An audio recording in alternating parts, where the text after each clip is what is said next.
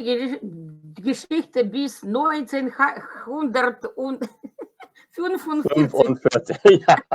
Okay, also ich spreche heute von der deutschen Geschichte, vom frühen Mittelalter, Early Middle Ages, the area of splitting of the religions and the catastrophes of the 20th century until the foundation of the Federal Republic of Germany. Könnt ihr mich alle hören? Can you hear me? Yes, we can. Yep. Good. Okay. So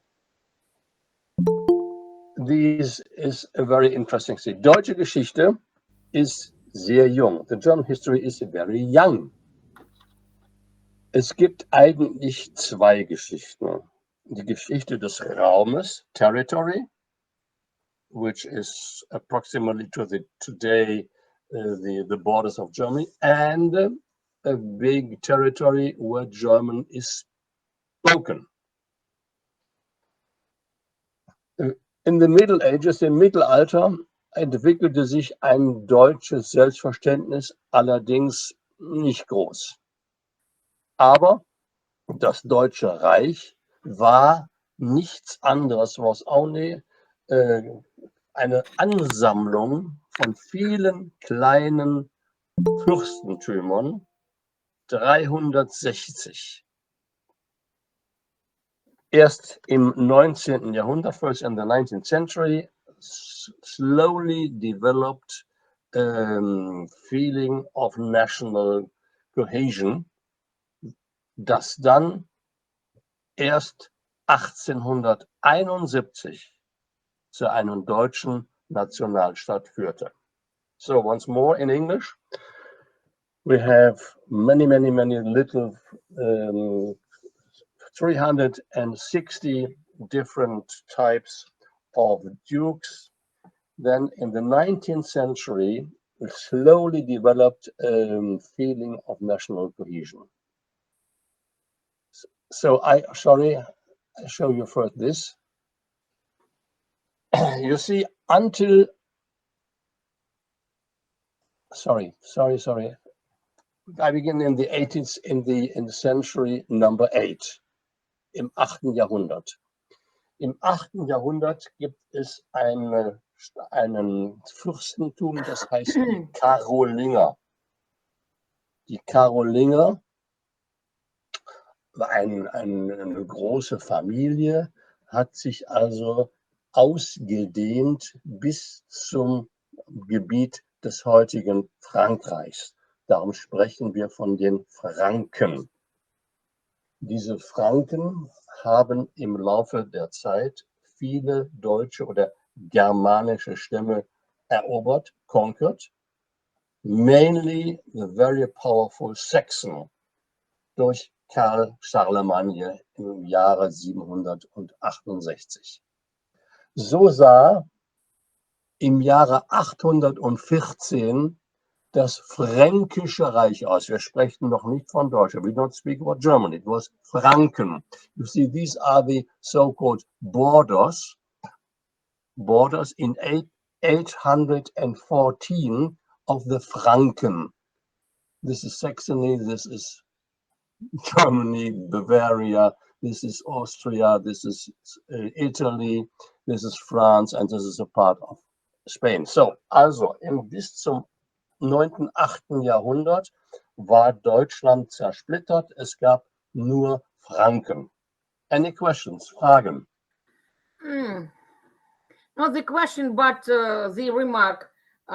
This part of the history reminded the history of the British Isles of England. It was also under the influence of French kings and correct. Franken. Ja, genau. Genau, correct. So you see once more another table.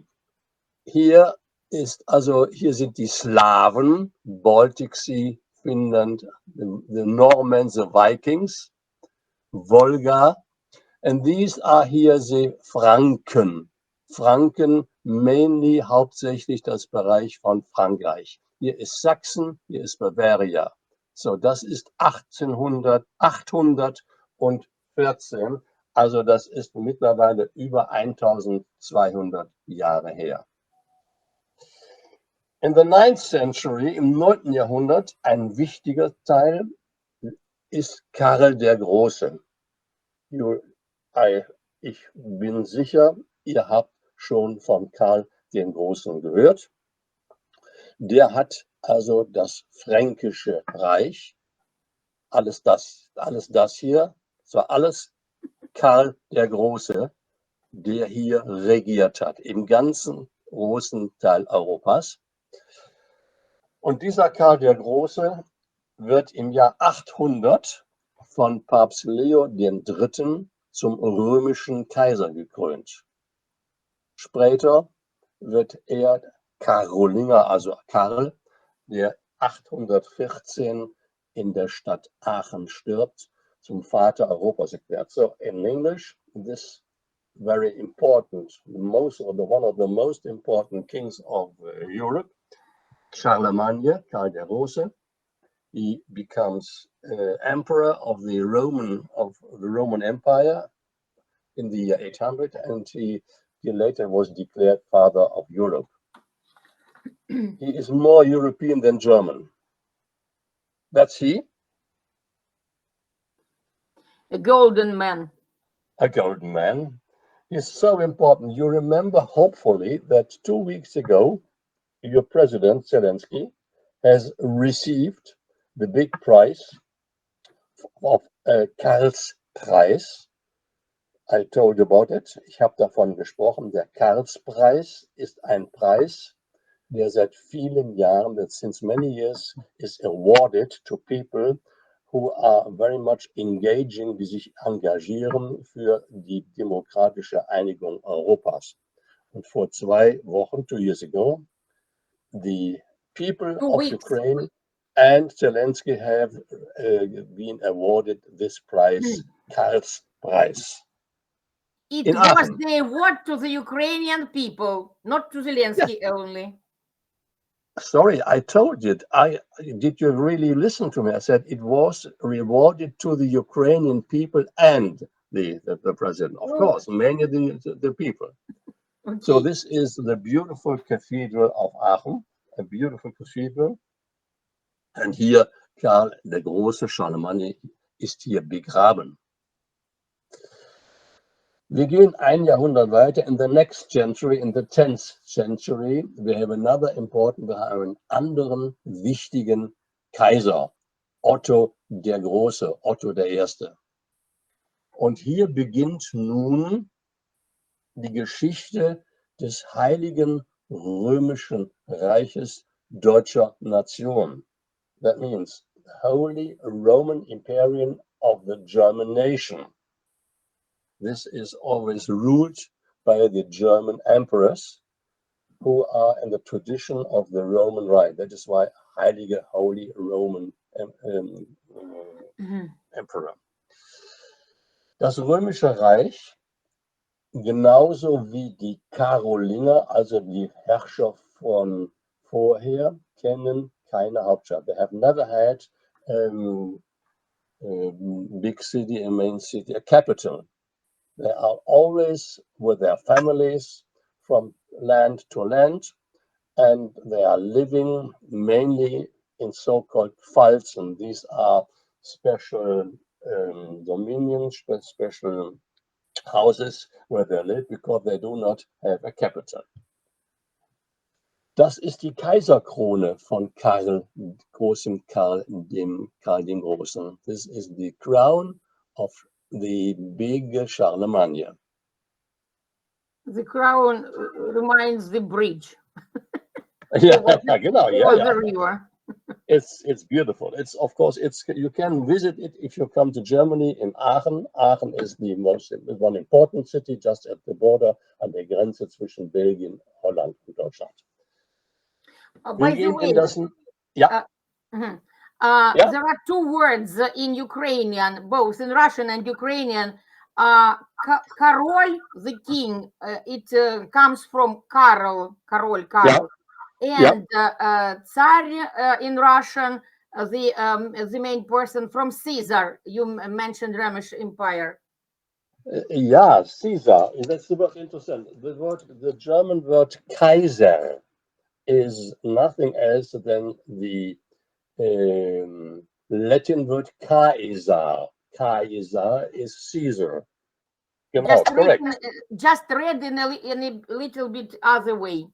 Yeah, correct. Let's go to the next century. In the 11th century, there is another family, and this is not the Karolinger. It's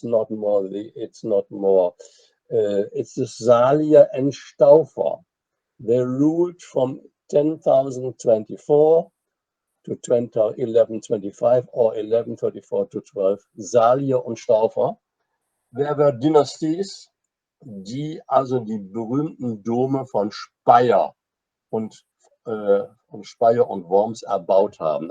Show you this, for instance, a picture of the beautiful Romantic cathedral of Speyer. It's a beautiful, very impressive cathedral.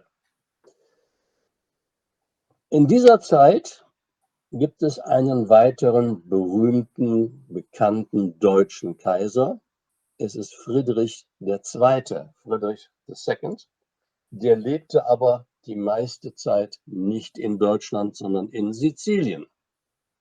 Er wurde genannt, weil er sehr gebildet war, was a very high educated person, was very open-minded, and he was called Stupor Mundi, which is Latin and means the Staunen der Welt. Die Staunen in English is, wait a moment, I have to look, also Staunen, sorry. Amazement. The amazement of the world. He was called the amazement of the world, Stupor Mundi. So you look, this is a beautiful cathedral. The lower part of the cathedral, der untere Teil der berühmten Kathedrale von Speyer. Speyer liegt am Rhein. 12. Jahrhundert. One more century. Eine sehr berühmte Frau. She is called Hildegard von Bingen. She was the abt, and she was one of the most important women of the German Middle Ages, who cared a lot about health. And she lived in Bingen am Rhein, and she founded a very important monastery in Bingen, which has been destroyed in the 30 years war, which I speak about later. But later on it has been restored, and I'll show you how it looked. This was the beautiful monastery of Hildegard von Bingen, a very important woman in those times, because in those times more men were important than women. Also in diesen Zeiten waren ja leider nur die Männer so wichtig und nicht die Frauen. Also Hildegard von Bingen. Wir gehen weiter in das 13. Jahrhundert. We are approaching to the 13th century, which for Germany is very important regarding the architecture, because in this century, in the year 1248, im Jahre 1248, wurde der berühmte Kölner Dom begonnen. Es dauerte 600 Jahre, bis er fertig wurde. In diesem Jahrhundert, in this century, the Stauffer and all the kings and the emperors, they lost more and more their power, und es wurden weltliche und kirchliche Dukes wurden immer mächtiger. 1248 also, the beginning of the most important buildings of Germany, the Kölner Dom. This is the Cathedral of Cologne, eines der wichtigsten und bekanntesten Denkmäler Deutschlands. I'm living 20 kilometers south of Cologne. Ich lebe 20 Kilometer südlich von Köln am Rhein. und auch der Kölner Dom steht am Rhein. Das 14. Jahrhundert, ein Jahrhundert wichtig für Handel. In dieser Zeit entsteht die Hanse. In this 14th century, the Hansa is developing. The Hansa was a reunion of 72 free big cities with another 130 cities which are also partners. Und für 100 Jahre wird die Hanse eine Großmacht. They are the most powerful institution in the area of the Baltic Sea and the North Sea. Das ist ein Gebiet, das von Flandern bis Reval reichte. A territory from the West Flanders in the Netherlands until Reval in the east. I show you later on the map. Und das war eine der wichtigsten großen Mächte durch den Handel, Big Trade. You see here ist die Hanse. From Flandern, heute Holland, über den gesamten Nordseeraum bis zur Ostsee, bis nach Reval hin, also bis in die baltischen Staaten. Das war also eine ganz, ganz wichtige Vereinigung von Städten und Kommunen, die es um Handel ging, Trade. Ja? Kennt ihr das Gebäude? Do you know this picture? Do you know this building? Wer kennt das? Nein. Keiner. Das ist das Hansetor von Lübeck. Lübeck ist eine der wichtigen Staaten, also die Hauptstandorte der Hanse waren Lübeck, Hamburg, Bremen und Köln. Und das hier ist das Holstentor in Lübeck, ein weiter bekanntes Denkmal in Deutschland. Fragen? Not yet. Not yet. Nächstes Jahrhundert in Deutschland, wir sind im 15. Jahrhundert. Das ist deswegen wichtig. That is very important because the founder, the inventor of printing, book printing, Johannes Gutenberg, he lived from 1400 until 1468.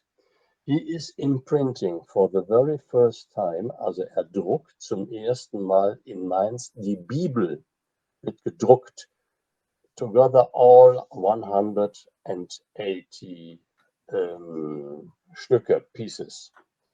Before this time, vor dieser Zeit, wurden alle Schriftstücke, alle Bücher mit der Hand geschrieben. That means, bis zu diesem Jahrhundert war alles, was bisher von den Griechen, von den Römern, von den Arabern, von den Deutschen, von den Germanen, von den Franken geschrieben wurde, alles immer nur mit der Hand. Es gibt wunderschöne Bücher, beautiful books, aber sie waren einmalig, es war immer nur ein Exemplar. Sie waren sehr teuer, they were very expensive, and only very few people could read them or get them. So this was a revolution. Das war eine Revolution, dass Johannes Gutenberg in Mainz den Buchdruck erfunden hat. Also hier war also der Erfinder des Buchdrucks. Und Buchdruck auf Englisch, with the correct word, Buchdruck ist letterpress, the letterpress printing. He invented it, and the first time he printed the Bible, altogether 180 pieces. Here you see how it's done. It's a drawing from this time, from the 15th century. Here the letters, and then here it was pressed, and he did it 180 times. 180 Mal. Fragen? It's a very important event, and I got to know about this event, not in the German history, but in the history when I was still in the Soviet school, a schoolgirl. Yeah. And I always remind the students that there are people who were the first to introduce printing books in England, William Caxton, in Germany, Gutenberg, and in the territory of the modern Ukraine, Ivan Fedorov. So these were the people who introduced, who brought books and education and literacy to the people. It's very important because the number of books increased greatly compared to the written by hand. Of course, without them, ohne sie würden wir heute nicht so wunderschöne Exemplare haben. Sie haben den Druck erfunden. Das war ganz wichtig.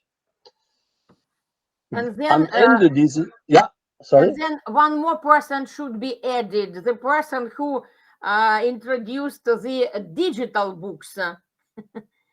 The digital book, I have no idea. Not me. Of course, not you.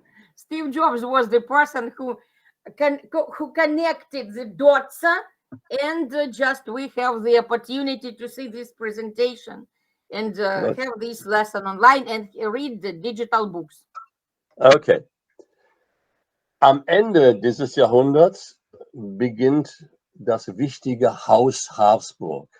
House are the family of Habsburg, and they are really later on, die haben später ganz Europa beherrscht, bis nach Spanien und Italien. Im Jahr, also mit der Regentschaft des Kaisers Maximilian I., beginnt the development of House Habsburg. Over the centuries, über Jahrhunderte, war als das eines der dominierenden Adelsgeschlechter, the nobles in all the whole middle of Europe, and they had the majority of Kaisers and kings seit Ende des 15. Jahrhunderts, since the end of the 15th century, the so-called Heiliges Römisches Reich Deutscher Nation, so once more, the Holy Roman Emperor of German nation, which was from 1504 until 1700 the kings of Spain. Why is it House Habsburg? Why is the family called Habsburg? Because they had their seat, their castle in the today's Switzer canton Aargau. That means from this time on, the name of this family, Habsburg, derives from their nice little castle, which is situated in Switzerland. In the 16th century, da haben wir eine schwierige Zeit. 1517 gibt es eine Glaubensspaltung. Bis dahin gab es die christliche Religion. Until this time, the Christian religion was a unit. Aber the German Martin Luther, theologist, who lived from 1483 until 1546 in Wittenberg, he was a revolutionary, and he has written 95 theses against some misuse in the Catholic Church, and this misuse was called Ablass. What is the Ablass? Ablass is a so-called indulgence. Is an indulgence. That means if you had in those times made a sin, wenn ihr gesündigt hattet, dann ging man zu einem Priester, bezahlte Geld und kriegte einen Ablass, man wurde freigesprochen. Und mit diesem Ablass, mit diesem Indulgence hat die katholische Kirche ganz viel Missbrauch betrieben. Von daher hat also Martin Luther sich dagegen gewendet, und er ist übrigens der Erste, der die Bibel ins Deutsche übersetzte. Bis dahin gab es die Bibel nur auf Latein. The Bible was only written in Latin, and he was the very first one who translated the Holy Bible into German, so that from that time on, people who did not speak Latin were able to read the Bible. So, this was Martin Luther. big story. I can recommend you to go into the net and to read the whole history. He was the person who divided the Christian belief in Germany into two parts, the Protestant and the Catholic. And the From this time, Lutheran church. pardon? The church named after him. Yeah, Lutheran. yain. There are different types. There are Protestants, Lutheran, Presbyterian, and so. But however, let's just say the majority is Protestant, and in the Protestant church there are different parts. Okay. By Look, the there way, is. by the way, yesterday the Ukrainian church, the Ukrainian Orthodox Church, so it changed the calendar, and since the 1st of September, they will use the calendar together with the other European countries, unlike Russia. Fantastic. As for Christmas, there will be maybe for the very beginning 2 dates left, but then everything will be changed, and together with the Western Europe, far away from Russia, Russia. Welcome to Europe. Welcome to Europe. Okay. Because he divided, this Luther divided practice, he split it, a Reformation, so-called, we call it the age of Reformation. And since time there were the Protestants and the Catholics, and then were a 30-year lasting long war from 1618, from 1684. This was a conflict. It was a war between religion and states. Because warum? Da waren Fürsten, Dukes, die Protestanten waren. Da waren Dukes and Kings, die Katholiken waren. 30 Jahre lang, der längste Krieg in Europa, 30 long years. There was a war on the base of religion, fighting religion and different states. And after this 30 years, there was finally the freedom, which was done in Münster, Westfälischer Frieden. And since that time, und seit dieser Zeit, war die katholische, die lutherische und die reformierte. So you see, Lutherisch and reformierte confession had the same right. Also 30 Jahre lang, 30 years long, was a fight. Who has the right religion? Who is right and who is wrong? And after these 30 years, there was finally the freedom, and the Catholic, the Lutheran, and the Reformed confession had the same rights. That was, this war always changed the alliances between the emperor and the Catholics on the one side, and the Protestant Union on the other side. They devastated many parts of Middle Europe, mainly the big so-called Heilige Römische Reich. And in the part of the south of Germany, until 2/3 of the population died within these 30 years. A horrible time, a horrible time. This was a picture when in 1684, 1648, der Frieden von Münster, der Westfälische Friede, wurde unterschrieben. When the Freedom Treaty was signed, and since that time, Catholics, Protestants, and Lutheran always have the same rights. Fragen? Ja, ich habe eine Frage. Ja, bitte. Könnten dann alle Informationen ausgedruckt werden? Ja, dann von da aus konnte alles gedruckt werden, weil vorher hatte ja Gutenberg die Buchdruckkunst erfunden, und nach dem Frieden durften eine Bibel, eine katholische Bibel, eine protestantische Bibel, alles das durfte gedruckt werden. Ja, durfte. Vielen Dank. Gerne. Wir gehen ins 18. Jahrhundert.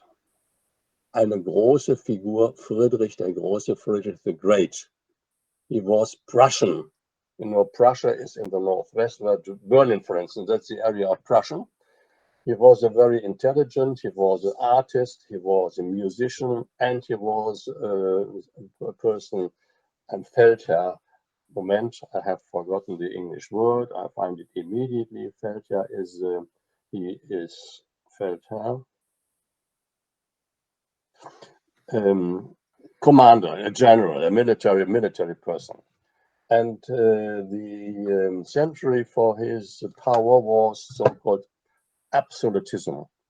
In this time, aber viele Menschen, they left their home.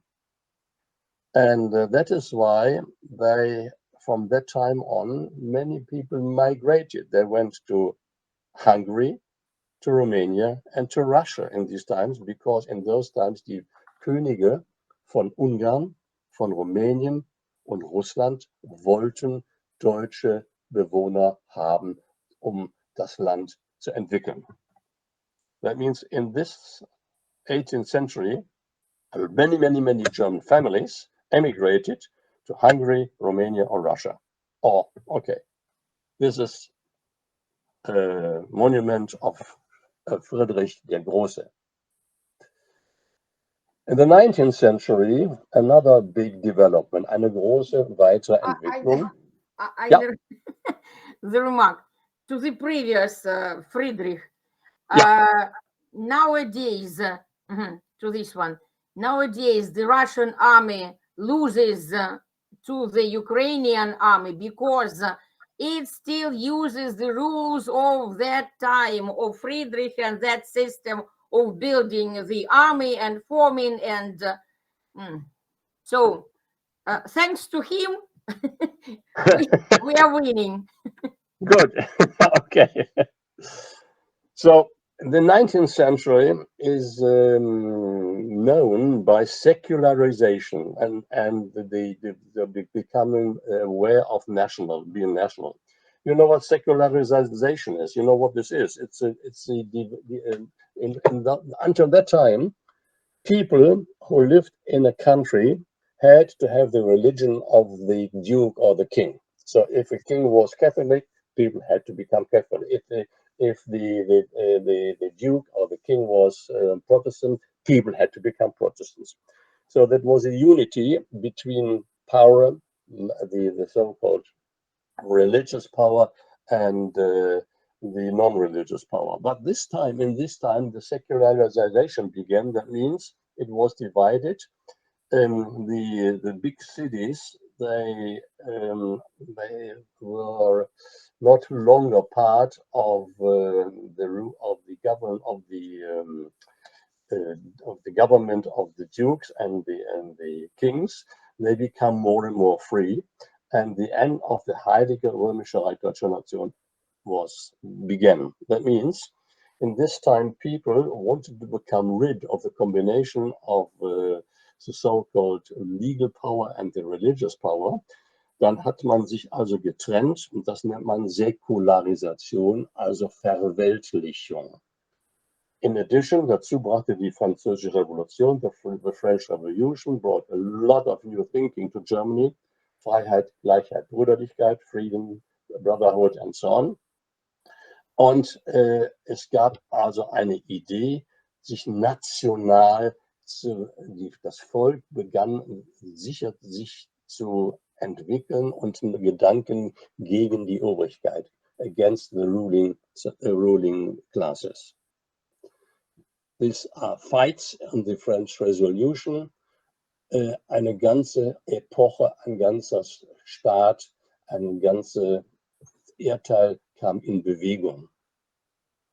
Das endete in Deutschland dann gab es die Märzrevolution. That means also in Großherzogbaden in the south of Germany fangen die Menschen an, sich zu befreien von der Herrschaft, the emancipation from the government of dukes and kingdoms, and people began also to want to become free, and the first German National Assembly in the Frankfurt Paulskirche.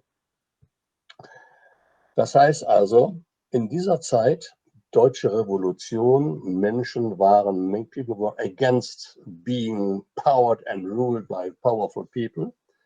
This was a very critical century because revolution, poverty and loss of perspectives led that between 1850 and 1855, 1 million German emigrated, the majority to the United States. That means they didn't see any future, sie haben keine Zukunft gesehen und da gibt es eine große Revolution und eine große Auswanderung.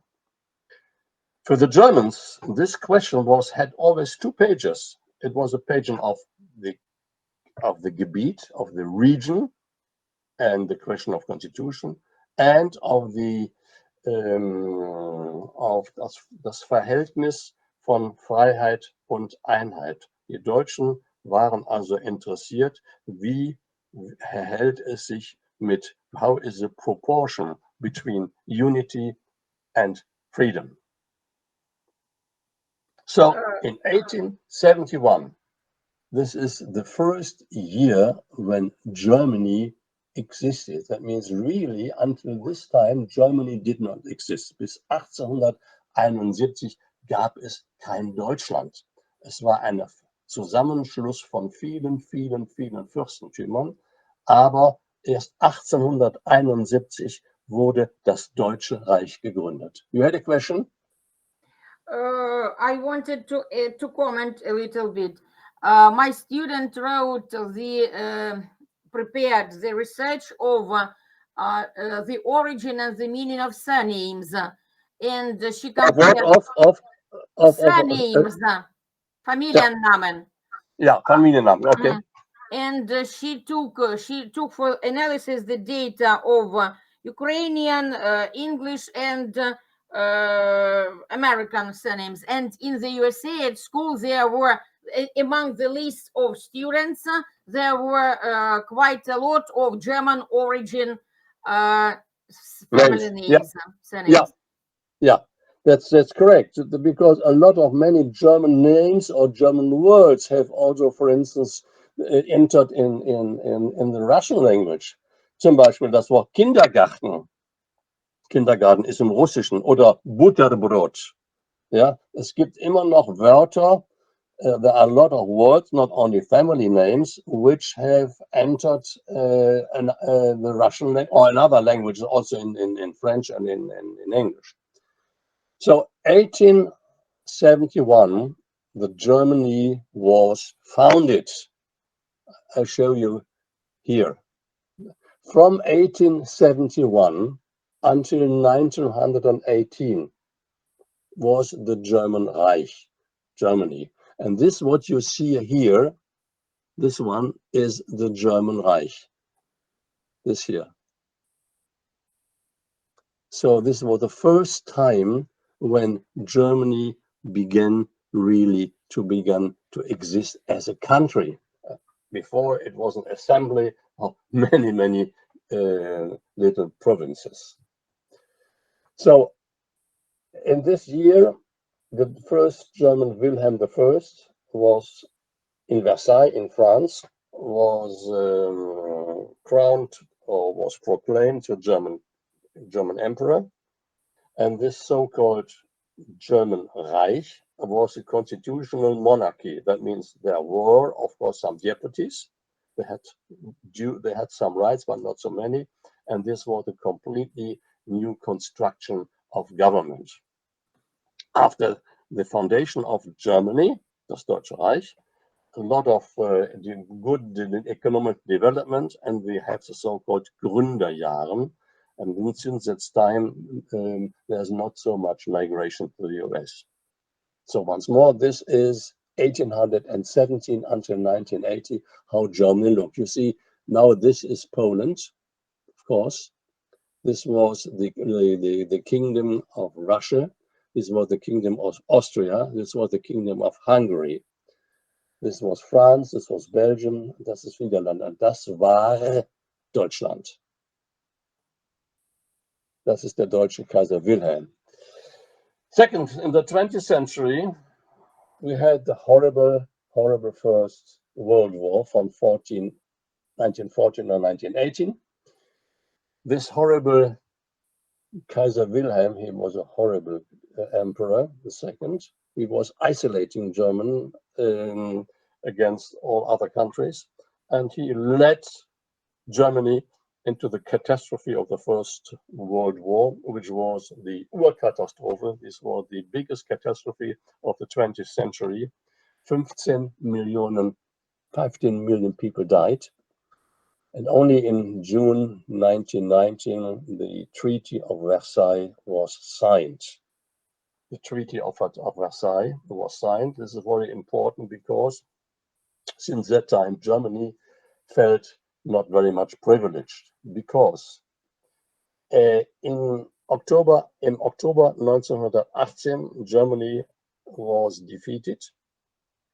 And from that time on, there was the beginning of a new government.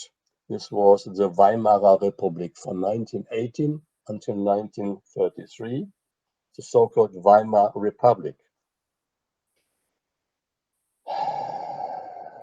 The first elections in 1919 began, but from the beginning on, from the right wings, also from the left wings, people were against this republic. And because the reason was the Treaty of Versailles, Germany, lost, thank God, this horrible war, which Germany had to sign in 1919, was felt as a horrible thing for the Germans. There were some reasons. Unrecht. They meant that Germany, though they had lost the war, obwohl die Deutschen den Krieg verloren hatten, fühlten sie sich im Recht. Aber sie haben also in dem Vertrag von Versailles Unrecht gefühlt. Das heißt, sie meinten, it was unethical, a tort and unjustness, because Germany had to give a lot of regions to Poland. They had to pay a lot of money. They had lost all their colonies, and that is why they felt that the Treaty of Versailles was unjust. It was a feeling all over Germany, and that is why in 1933, after the election, the NSDAP, the Nationalsozialistische Deutsche Arbeiterpartei, Hitler, won these election with 31.1%, and that is why Hitler became Chancellor. So once more, dass Hitler Kanzler geworden, that Hitler became Chancellor, was one of the reasons that his party was the biggest party with the majority of votes. Und diese vielen Stimmen resulted from the feeling of Germans about the unjust treaty from Versailles. A long story. So Hitler was unfortunately the leader of this party, and that's why he became Chancellor. So he began in Horrible story. He began in the legal way, but then it turned out to be no. It was horrible. So he went to Poland. He conquered Poland, and the Second World War costed 60 million people life. That means the big parts of Europe and Austrasia have been wasted, and 60 million people died. And these 60 people, the horrible policy of these Nazis, 6 million Jewish people were murdered. No. This was the darkest time of our German history. In 1995, Germany was capitulation. It ended. The war ended in 1995, and the Second World War, after 6 horrible years, was then the end of a Europe which was completely devastated. And the 4 winners of Germany, they divided Germany and Berlin into 4 sectors. You see, in those times after the Second World War, here were the British part, This was the American part, is Bavaria. This was the Russian part, which was the former GDR. So we had, and that was the French part. So Germany, Deutschland wurde geteilt in 4 Besatzungszonen. This was the winners of this was British, American, French and Russian. Und nach dieser Zeit wurde Deutschland in 4 Sektoren, 4 Zonen. 1948, in 1948, Germany introduced the German mark in the so-called Western zones. That means in the zone of England, France, and of America. And because Germany had introduced the German marks, the Soviet Union took this chance to block all ways to West Berlin, because West Berlin was also divided into 4 parts. Interesting, West Berlin lag, oder damals was located in the so-called Soviet Union influence sphere, and the Soviet Union blocked all accesses to Berlin since the German introduced the German mark. And that is why the Allied were also the French, the American and the English, they built a so-called air bridge, so with thousands of aircrafts were able to bring by air all the people to the people of West Berlin something to eat, food. In 1949, the Federal Republic of Germany was founded. And the first chancellor was Konrad Adenauer.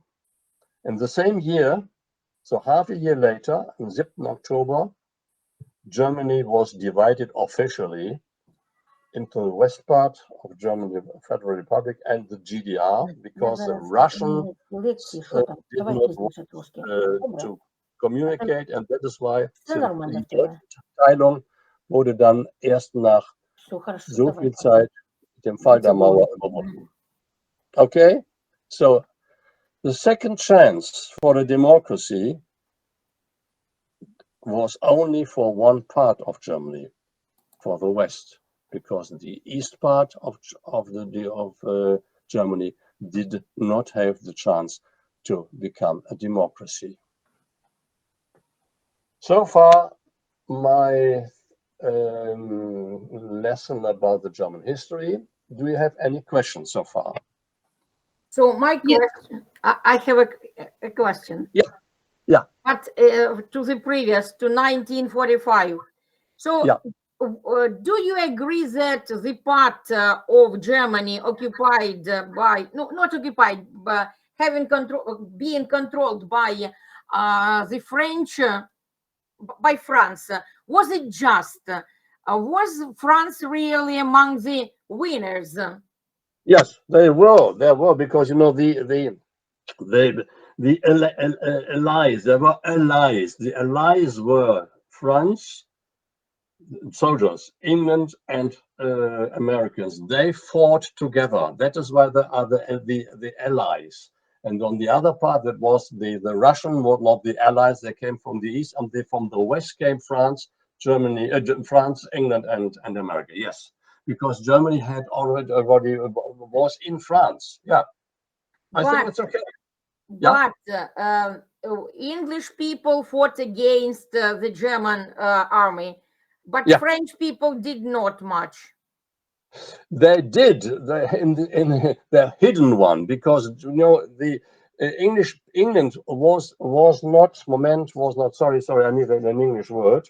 The German soldiers did not conquer England, so Germans did not live in England, but the German military conquered France. France war besetzt. Occupied.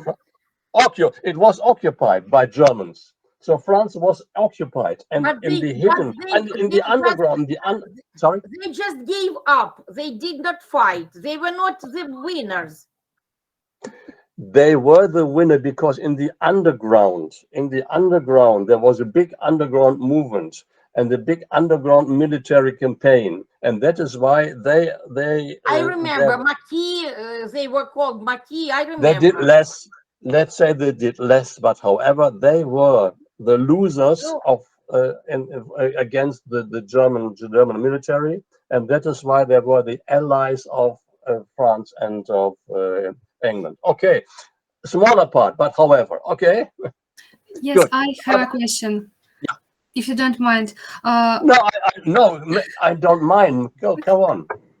You have mentioned a lot of revolution, Yeah. and I am quite interested. Can you recommend some films or books about revolution in 18th century or 19th century? Because we know Wilhelm Tell, it's from German history, and I would like to know more about this movement. Good. I will, after finishing later on our conference, I will write Vera and give some hints and some literature. Is that okay? Thank you very much. It would be great. Thank you. Pleasure. So it is about the revolution in the 19th century. Okay, I will give you. Shall it be in English or in German? Um, it doesn't matter. Gut, okay, gut. Weitere Fragen? Wir haben noch ein Thema. More questions. So, Ira reminded about the revolutions of the previous centuries. So I remembered the film about, it seems to me it was about Ludwig. It was shot in the Neuschwanstein castle. Yeah. A very nice This is castle. And the film is tragic about the king over. ja, das ist Ludwig von Bayern, Ludwig II., der dieses wunderschöne Schloss Neuschwanstein gebaut hat. Er ist ja ins Wasser gegangen, er hat Suicide begangen, aber das ist eine bayerische Geschichte, das ist ein Teil von Deutschland. Ja, richtig. Da muss man they have to explain a lot of things, but it's, Bavaria is a very special part.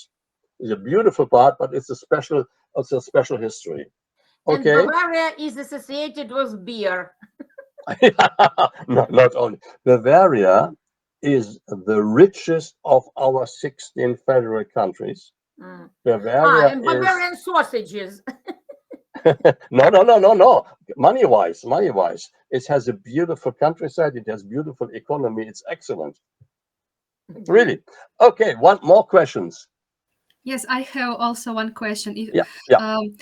I know that Remarque was from German, it author, and his book was burned by German police in 1914. I'd like to know, this author is also popular now, or it's not so popular around young people, young generation? You mean Remarque? Yes, Remarque. He is very popular, but not only the book, because a new film has been produced. A very new film has been produced just recently. Yes, I have watched it. Yeah, I have not yet watched it. So I think it's the possibility to renew, to update the knowledge about I think it should be read by many people, because it shows the idiocy of war and the cruelty of war. And it's in my opinion, it's a plaidoyer for freedom and for people go together and don't fight each other. Thank you for your answer. Let's go on to the next subject, or are there any questions? Okay, last subject for Deutsche Feste and Feiertage. Okay?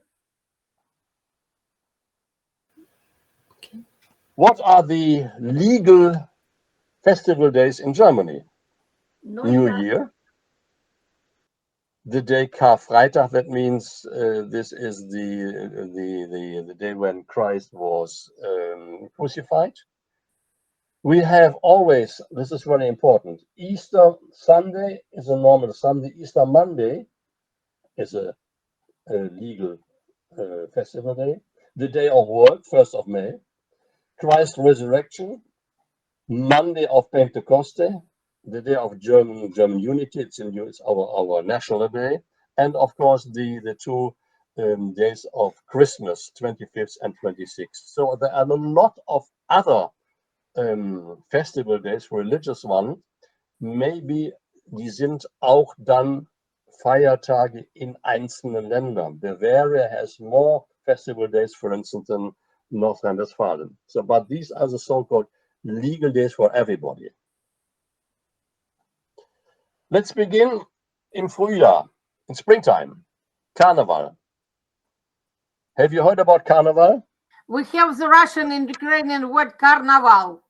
Carnival, okay. A holiday. Carnival is... Carnival, a mask holiday, a mask event, masked. Okay, it's not religious one. It's a religious one. It's not a religious one. It's a very funny one, which is criticizing very often policy and politics. Carnival wird nicht überall gefeiert, mainly here in the Rhineland, also in Cologne, Düsseldorf and Mainz, but also in the south of Germany, auch im Süden, gibt es, das heißt aber dann Fastnacht und Fasching. Was das ist, sage ich euch gleich. Karneval gibt es bereits 5000 Jahre vorher in Mesopotamien. Since 5000 years there is Carnival, but of course it has another reason. We are looking what is the origin of Carnival. It's mainly its Christian origin, because Fasching is the word before the night of Fasten. Fasten is, wait a moment, in English. If I Fasten heißt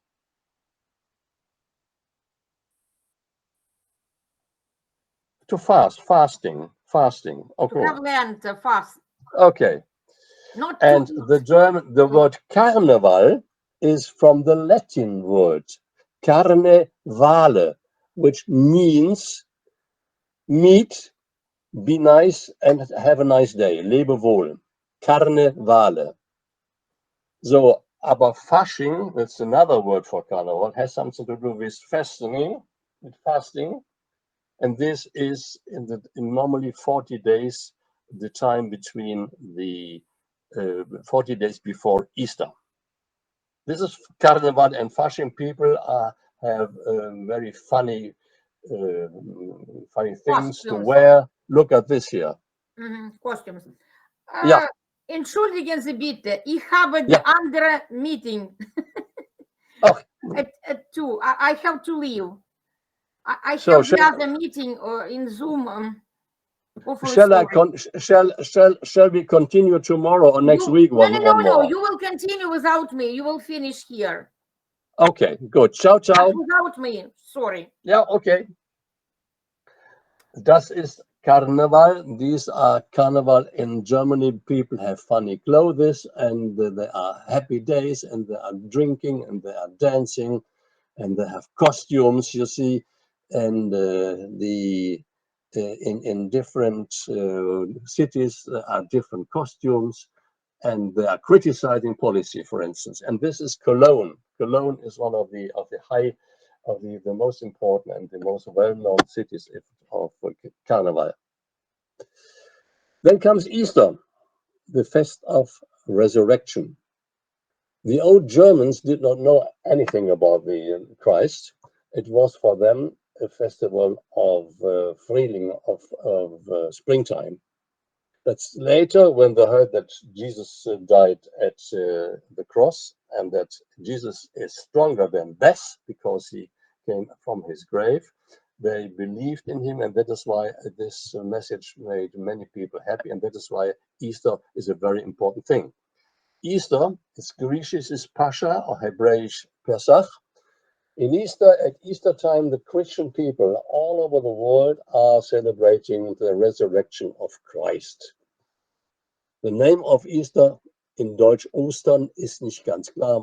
Maybe it comes from the Oster, that means Morgenröte, then when the morning becomes red and the sun is going. How English, it's not so important where the word comes from. Es ist wichtiger, was Ostern gefeiert wird. Ostern war also das Fest der Auferstehung, and this is the most important Christian festival. Interesting, a lot of Bräuche, a lot of customs have developed. Parents are hiding on customs sometimes colored eggs, and the children have to find them in the garden. The egg is symbolizing always the new life, and that is why eggs at Easter symbolize the new life that has come from Jesus Christ. Hier sehen wir ein bunt bemaltes Ei, draußen aufgehängt. Und Eier, die gekocht und bemalt sind. Und viele sagen auch, and many say that the Easter Bunny is bringing it. So it's a lot of different customs, but mainly the Easter is the festival of the resurrection of Christ, and the children get beautiful colored eggs, either cooked eggs or chocolate eggs. In the night from 30 April to 1st of May is the Walpurgisnacht. According to this belief, in former times, the witches danced on the witches. No, they danced in Brocken. That's a mountain in the east of Germany, and the Catholic Church used this day to celebrate Holy Walpurga. Today we are always celebrating, and this night, 30 April, 1st May, this festival of the witches, and it's a big festival for tourists. You see, there are big fires and the witches are burnt. May, the 1st of May is in many countries, is in Finland der Tag der Arbeit, the day of work, labor. It's always a very important fest for the beginning of spring. Many people go and build a so-called Maibaum, a May tree. And this is a May tree. Sometimes people bring her beloved wife or her beloved girl, a big tree, which is then with a lot of nice bender, sorry, with ribbons, decorated with ribbons. 40 days after Easter, research from the religion that Jesus went back to his father, and we celebrate Christ's resurrection. So 40 days after Easter, Christ's resurrection. This is always a Thursday, and this is also a legal festival day in Germany.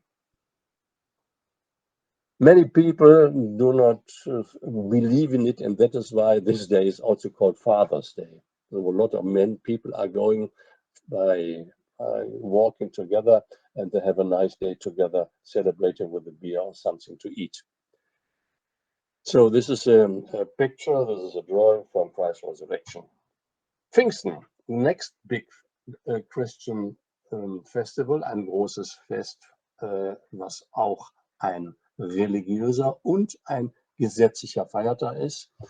The Holy Spirit comes back to earth. Pfingsten Pentecoste is a very happy festival and remembers us the Holy Spirit who comes back to the world and gives us new life. Auch Pfingsten ist in Deutschland ein doppelter Feiertag. Wir haben Weihnachten, Ostern und Pfingsten. That means Christmas, Easter and Pentecost are always 2 days festival, Sunday and Monday. Perhaps you have heard about Oberammergauer Passionsfestspiele. In this formerly mentioned im vorigen, ich habe erwähnt von der 1618 bis 1648, den 30-jährigen Krieg, the 30 Years War. Many people died and they suffered because there was a big disease all over Europe, which is called the Pest. You know the Pest, and the Pest. By the pest, many million people died, and these people in Oberammergau, it's a tiny little beautiful village, it's ein kleines Dorf in Bavaria. They made a promise. They said, we will every 10 years play. That's what Christ did as a big as ein großer Schauspiel, and we will do this every 10 years if a big spectacle, a drama, a play, if nobody else will die from the pest. And this was, they made a promise, a so-called a so-called vow, a solemn promise. They say in 1633, we will every 10 years make a big drama, a big, if nobody further on will die by this horrible disease by pest. And it helped.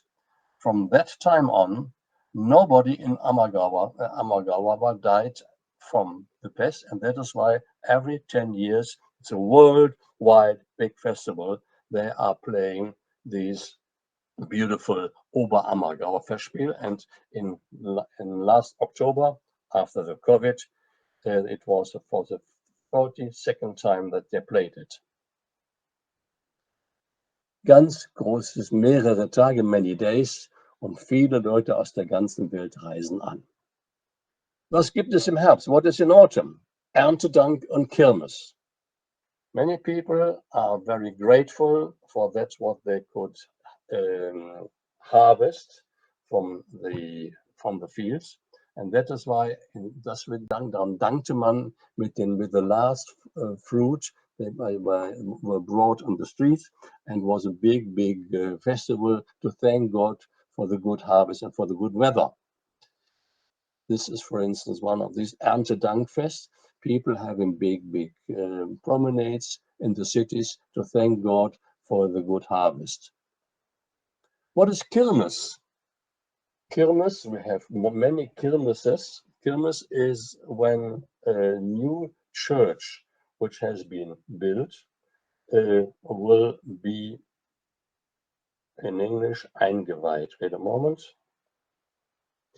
Will be adapted, or they will be dedicated. If a church is ready, built, then it is dedicated. And that is why this Kirmes means eine Kirchweihe, eine Messe. A mess for the church, Kirchweihe. A lot of these Kirmeses are in Germany, in all the big cities, and the biggest one is, the biggest one is in October in Bavaria. I will show you later. This is our, of course, National Day, 3rd of October, when Germany was unified. Tag der deutschen Einheit. Am 3. Oktober 1990, Germany was unified again, so GDR did not exist any longer, and since that time we have the 16, wir haben die 16 Länder der Bundesrepublik Deutschland. The Munich Oktoberfest, Wiesn genannt, is the biggest festival in the world, and it's always from 16 September to 3rd October. Yearly, more than 6 million visitors come to this fest, and can you imagine that more than 6 million mass is a liter of beer, are drunk? 500,000 Brathändel, that is, Brathändel means grilled handle, and 200 pairs of sausages are eaten. The biggest part is a so-called hall where 10,000 people find their place. Beer, Bavarian beer, and this is the biggest hall in Bavaria, the Oktoberfest in October.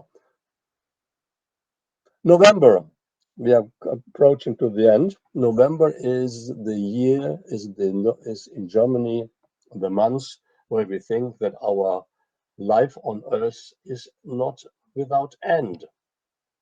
There are several days where we are celebrating and think Gedenktage. We have so-called Tage where we think of people who have died in our family or who have there are so commemoration days or feast days, commemoration days of people, and we call them Allerheiligen, All Holies, and All Souls. We are thinking of all the holies and all the people who died in our family or the soldiers. And auf den Friedhöfen werden also die Gräber mit Grablichtern bedeckt. You see a lot of candles at this day, 1st and 2nd of November, are lightened to remember all the people who have died. 11th November is a festival for children, Martinsfest. The Holy Martin has been a person, I don't know if you know the story, a long story. Holy Martin was a person on seinem horse who divided his big coat with a sword to give it a beggar who was freezing on the street. And that is why this we are commemorating this day together with children who has all their lands, and later on that these children get something from this Holy Martin who divided with a sword his big coat. Then we came to Advent. Advent is the first 4 weeks before Christmas. There a new year of the church begins. Advent means advents, arriving. It's the time, the 4 weeks of waiting of the that Jesus Christ is coming back, and we are waiting for Christmas. In this dark night, a lot of candles are lighted, and we have a so-called an Adventskranz. That means we celebrate this 4 weeks long, and then we have the use. Wait a moment, Adventskranz. I look for the English word. We have a so-called Advent crown or Advent wreath, Advent ring. You see, for each of the 4 weeks, we have one candle, and they symbolize the 4,000 years the people waited before Christ was born. Another festival in 6th September, Nikolaus. He was a Christian bishop. He came from former Turkey, and he was very much beloved because he was very nice to the children. And in this time, children get sweets. This was the Nikolaus. And then 24th of December finally is Holy Evening. Holy Evening or Christmas Eve.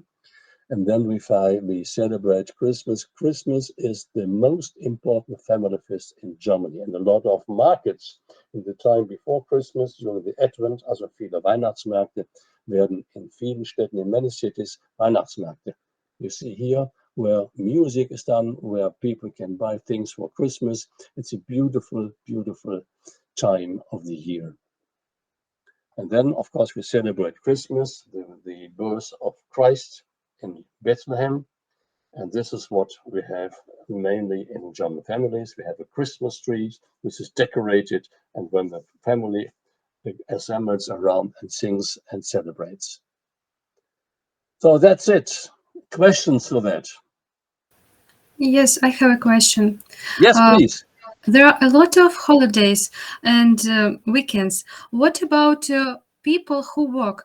Do they have holiday on the holiday? I don't know. Of course. Die gesetzlichen Feiertage, the legal festivals, there is no work. Of course, doctors in hospitals are working, and the fire brigade is working, but nobody has to work. It's free and it's paid. And all these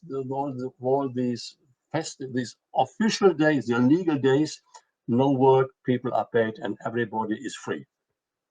Oh, And it's for great. holidays, you ask for holidays. Yes. We have also a big law that jede Person in Deutschland has officially holidays according to the age, from 14 2 weeks until 3 weeks. Everybody. And this has to be paid. So you have the right to have your holidays. Ja, du hast also Recht auf Ferien. Weitere Fragen, more questions. What is your favorite holiday? Lieblingsfest? Weihnachten. Naturally. Because, at Christmas, family is together. We are making music. I'm playing piano. My wife is playing the flute. We are singing together. We are going to church together. After that, we are exchanging, wir tauschen Geschenke aus. Es ist ein wunderschönes Familienfest. Und wenn and if we are lucky and outside some snow, this is beautiful. So Christmas is the German festival, and for me, it is the most beautiful one. Und Geburtstag. We are celebrating birthday with my wife, my son, our daughter-in-law, and our grandchild, and me. We have birthday. We are celebrating birthday. Wir lieben Geburtstag. Weitere Fragen? Do you like to drink beer or no? And beer fest, beer holidays. I do not visit this because it's too much crowded. It's horrible. Millions of people. I like to have a glass of beer in the evening, a glass of beer. And afterwards, in the evening at weekends, with my wife, I share a bottle of wine. I prefer wine. Wine is for the brain and beer is against the thirst. But I like Ukrainian beer. Slavuchich, for instance, I have drunk very much. I'm since 24 years. I like Ukrainian beer. It's very good. Perfect. What is your favorite wine then? My favorite wine is either a German Riesling or a Spanish one. I prefer white wine. Sometimes in winter I have a red wine, Spanish one, but my wife and me, we are preferring white wine.